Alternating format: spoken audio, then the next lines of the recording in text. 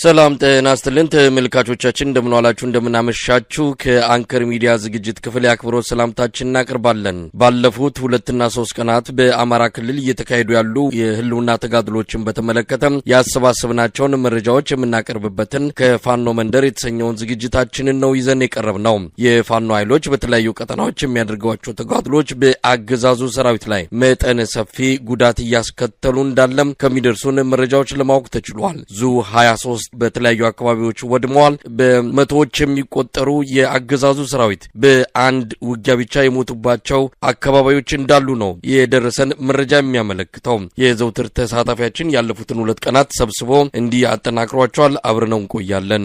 አመሰግናለሁ መሳይ። እንግዲህ በአማራ ክልል በበርካታ አካባቢዎች ላይ በተለይ በዋናነት የአገዛዙ 11 እዞች በአማራ ክልል ተሰማርተው ከወትሮ በተለየ ሁኔታ ለመጨረሻ ጊዜ በሚያስብል ደረጃ ዘመቻ ጀምረዋል። የፋኖ ኃይሎች አሁን ግምገማ ላይ ናቸው። ሰራዊቱን የማጽዳት መልሶ የማደራጀት ስራ ላይ ናቸውና ሌላ ስራ ስላለባቸው አይኔ ብንድ እንመታቸዋለን በማለት በበርካታ ከባባድ መሳሪያዎች፣ የቡድን መሳሪያዎች፣ የኮማንዶ፣ የአየር ወለድ፣ የሪፐብሊካን ጋርድ፣ ሚኒሻ፣ የክልሉን የብልጽግና ፓርቲ አመራሮች ሳይቀሩ በጦርነቱ የተሳተፉበት የአድማ ብተናም ጭምር በጦርነቱ የተሳተፈበት ከፍተኛ ዘመቻ እየተደረገ ነው የሚገኘው። በርካታ አካባቢዎች በከባድ መሳሪያና በቡድን መሳሪያዎች ያካተተው ውጊያ እየተደረገ እንደሚገኝና ይሄን ግን መከላከያ በወደደው በፈቀደውና ባለመው መጠልቅ ውጤት ማምጣት እንዳልቻለ ነው መረጃዎች እያመላከቱ የሚገኙት። እንግዲህ በአገዛዙ ጥምር ጦር ላይ በፋኖ ኃይሎች መካከል በከባድ መሳሪያ የታገዘ ውጊያ ይደረግ እንጂ በትናንትናው ዕለትና በዛሬው ዕለት በአምባሰልና ሀብሩ ወረዳዎች ላይ እና በበርካታ በአምባሰል በላሊበላ አካባቢ እስከ ጋይንት ድንበር ድረስ ያዛለቀ ከባድ ውጊያ 4ኛ ቀኑን እንደያዘና በእነዚህ 4 ወረዳዎች ላይ የፋኖ ኃይሎች ከፍተኛ ድል መጎናጸፋቸውንና እንዲያውም በትናንትናው ዕለት ያስታወቁት ከ275 በላይ ያገዛዙ ጦር በ3 ቀን ውጊያ እንደተደመሰሰና ከዚህ ቁጥር የሚበልጥ ኃይል ደግሞ ቁስለኛ እንደሆነ በርካቶቹን መማረክ መቻላቸውንና የመከላከያ ኃይል ከተሞችን ለመቆጣጠር በሄደባቸው አካባቢዎች ላይ እየተበተነ ወደ መጣበት እንደተመለሰ ነው መረጃዎች የሚያመላክቱት። በተለይ በአምባሰል ቆንጥሮና ጋቲራ በተባሉ ተራራማ ቦታዎች ላይ ጠንካራ ውጊያ እየተደረገ ነው የሚገኘው።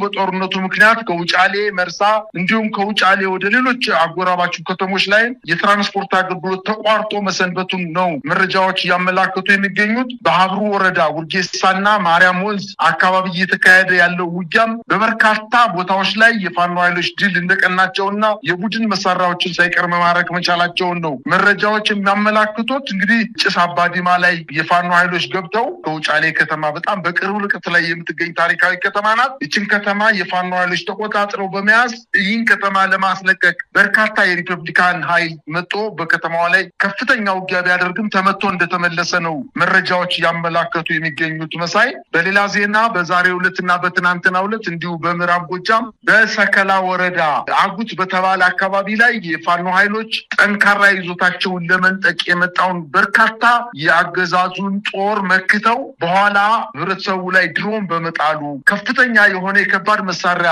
ውርጅብኝ በከተማዋ ላይ በማውረዱ የፋኖ ኃይሎች ለቀው ማክሰኝ ወደ ተባለ አካባቢ ተንቀሳቅሰው ነበረ።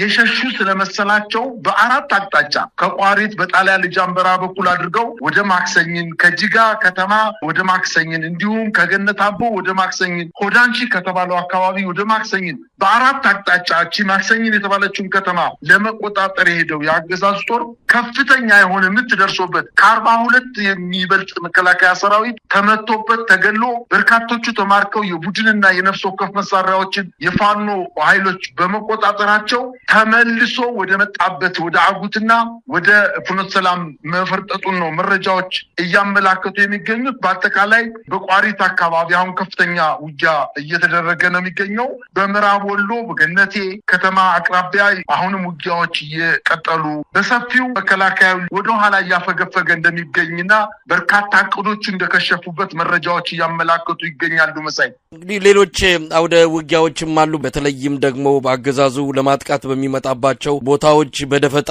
በሚፈጸም ጥቃት ዙ23 ከባድ መሳሪያዎችን ነው እየተመታበት ያለው። የዙ23 ደግሞ ከቅርብ ጊዜ ወዲህ በተለያዩ ቦታዎች በተደጋጋሚ ጥቃት እየተሰነዘረበት ነው። አገዛዙ አንድም የሚመካበት መሳሪያው ይህንን መሳሪያ አውሮፕላን ለመጣል ሳይሆን ሰላማዊ ዜጎችን ለመምታት የሚጠቀምበት ነው። እዚህ ላይ ያነጣጠረ ጥቃት ነው እንግዲህ በፋኖች በኩል እየተፈጸመ ያለው። በአንዳንድ ቦታዎች ላይ በርካታ ቁጥር ያላቸው ያገዛዙ ሰራዊት አባላት ነው እየተደመሰሱ የሚገኙት። ከወትሮ በተለየ ሁኔታ በፊት ከ10-20 አካባቢ እንደዚሁ የሚገደሉ በብዛት የሚማረኩ ነበር። አሁን በብዛት የሚገደሉበት ሁኔታ ምናልባት ለማጥቃት በሚያደርጉት እንቅስቃሴ በሚደርስባቸው የደፈጣ ጥቃት ነው። ከምን አንጻር ነው ይሄ ከፍተኛ ቁጥር ያለው ያገዛዙ ሰራዊት እየተገደለ ያለው? እንደው ሌሎች አውደ ውጊያ መረጃዎች ካሉን ብታካፍለን። መሳይ አሁን ውጊያዎችን እኮ በጣም እየተለማመን መጠናል። ከ3 ቀን በፊት በዚህ በሰሜን ሸዋ አካባቢ ሸዋሮቢት ከተማ ላይ የፋኖ ኃይሎች እኮ ገብተው ከፍተኛ የሆነ ክሳራ አድርሰው ነው የወጡት። በርካታ የብልጽግና አመራሮችን ሳይቀር የደህንነት አባላትን የመከላከያ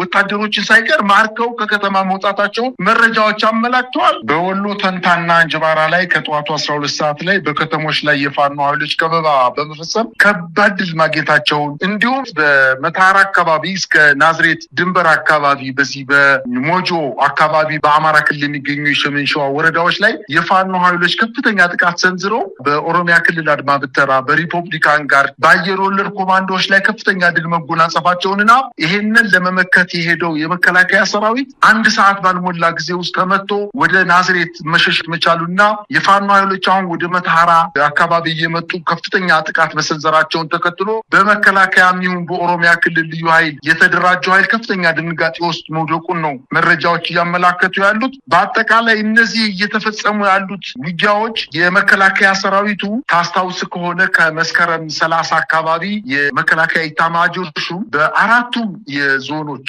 የአማራ ክልል የሚገኙ ዞኖች በባህር ዳር ከተማ፣ በኮምቦልቻ፣ በደብረ ብርሃንና በባህር ዳር ከተማ 4ቱን ዞኖች ያካለለ በመስመራዊ መኮንኖች ከፍተኛ ጄኔራሎችን እዚህ የሚመሩ ኃይሎች ሰብስቦ ውይይት አድርጓል። እናንተ ከተማ ላይ ተቀምጣችሁ በተለይ በዋናነት እዝን የምትመሩ ጄኔራሎች፣ ውጊያውን የምትመሩ መስመራዊ መኮንኖች በዘረፋ ላይ ተሰማርታችኋል። ከተማ ላይ የሆነ የግል ጥቅማችሁን እያካበታችሁ ነው። የሰራዊቱን ያለአመራር ወደ ጦርነት እንዲገባ በማድረግ ሰራዊቱን እያስፈጃችሁት ነው። ስለዚህ እናንተ ተጠያቂ ናቸው። አሁን የመጨረሻ እድል ስጠናችኋል። በዚህ ጦርነት ከተሸነፈ ሰራዊቱ ወደኋላ ካፈገፈገ እርምጃ የምንወስደው በእናንተ ላይ ነው። ስለዚህ የፋኖ ኃይል ተመቶ አካባቢ ሙሉ በሙሉ መስራት አለበት። ቢቻል የፋኖ ኃይሎች የያዙትን የቡድን መሳሪያ መንጠቅ፣ አመራሮችን በተደበቁበት ቦታ መግደል በማለት ዛቻ የተሞላበት ስብሰባ በኮምቦልቻ፣ ባህር ዳር፣ ጎንደርና ደብረ ብርሃን ላይ አካሂዶ ነበር። በእነዚህ 4 ከተሞች ውይይት ከተደረገ በኋላ የመጨረሻ ብሎ የጀመረው ዘመቻ እንዳሰበው አመራሮችን የገደለበት ሁኔታ የለም። የቡድን መሳሪያ የማረከበት የለም። በገፍ እንዲሁም 5 እና 6 ወታደሮችን ማርኮ ማምጣት አልቻለም። ይህ ሳይሆን ሲቀር ነው እንግዲህ በየወረዳዎች አካባቢ በየዞኖች አካባቢ ህብረተሰቡን እየሰበሰቡ ከፍተኛ ቅስቀሳ እያደረጉ ታቦትን ቢሆን ተሸክማችሁ ማምጣት አለባችሁ ብሎ እንቅስቃሴ የጀመረው ይህም አልተሳካለትም። እንግዲህ በባለፈው ሳምንት በሀገሪቱ አጠቃላይ በባለፈው ሳምንት ማለት ነው 93 ጦርነቶች ተካሂደዋል። በእነዚህ 93 ጦርነቶች ውስጥ 77 ውጊያዎች የተካሄዱት በአማራ ክልል ነው። ይሄ ማለት በአጠቃላይ በሀገሪቱ ከተካሄዱ ውጊያዎች ውስጥ 82% የሚገመተው ውጊያ በአማራ ክልል እንደተካሄደ መረጃዎች እያመላክቱ ነው። እነሱ ሰላምን ማጽናት እያሉ ከፍተኛ እንቅስቃሴ እያደረጉ ነው ያሉት። በወረዳ ላይ ህዝቡን በግድ እያስወጡ ስብሰባ እያደረጉ ነው። ነገር ግን በስብሰባ የጸና መንግስት የመጣ ሰላም የለምና ችግሮቻቸውን አሁንም በይደር ነገሮችን ለበስ በማድረግ ውይይት እያደረጉ ነው። ይሄ ካለቃቸው ትዕዛዝ በመሰጠቱ ምክንያት ህብረተሰቡን አወያይተናል። ይሄው ህብረተሰቡ ጥላቻ አለው፣ ፋኖችን አይፈልጋቸውም ለማለት በውጊያ የተሸነፈውን ኃይል ለማጽናናት የተደረገ ጥረት እንዳለ ነው መረጃዎች እያመላከቱ የሚገኙት። መሳይ ምናልባት እነዚህ ህዝባዊ ስብሰባዎች ከምን የመነጩ ናቸው ማለት እንችላለን? ህብረተሰቡ የፋኖን ትግል እንደሚደግፍ እየታወቀ ምክንያቱም እንደዚህ አይነት ትግል የህዝብ ድጋፍ ባይኖረው ኖሮ አይደለም 2 ዓመትና ከዛ በላይ ለ2 ሳምንትም ያህል እድሜ የሚኖረው አልነበረም። የህብረተሰቡ ድጋፍ አለ።